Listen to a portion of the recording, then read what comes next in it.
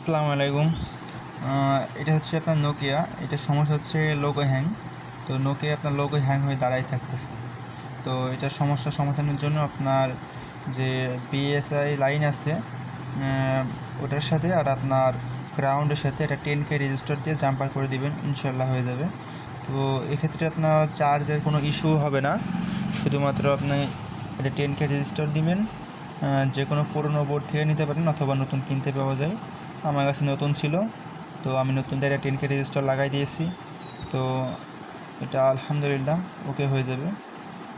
তো আপনারা দেখেন এখানে আপনার জাস্ট মাঝখানে যে মিডিলের লাইনটা আর গ্রাউন্ডের লাইনটা জাম্পার করে দিয়েছি। তো আপনারা দেখেন, এখন চেক দিব পাওয়ার বাটন অন করে। তো এটাকে জাস্ট আপনার নোকিয়া লেখা উঠে দাঁড়ায় থাকতো, লোগো উঠে দাঁড়ায় থাকতো, পরবর্তী আর ওপেন হতো না। তো ডিসপ্লে চেঞ্জ করে দেখছিলাম প্রথমে, তো মনে করলাম ডিসপ্লের সমস্যা হয়তো বা, তো ডিসপ্লে চেঞ্জ করে হয় নাই, তখন এটা রেজিস্টার দিয়ে জাম্পার করে দিয়েছি। দেখেন হয়ে যাবে ইনশাল্লাহ।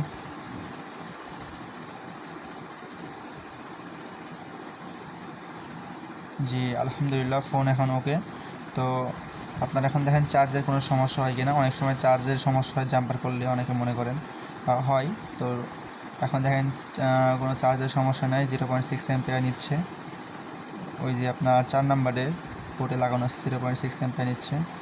তো সব কিছুই এখন ওকে আলহামদুলিল্লাহ। ফোন দেখেন কোনো সুইচ অফ হচ্ছে না। তো আসসালামু আলাইকুম, সবাই ভালো থাকবেন।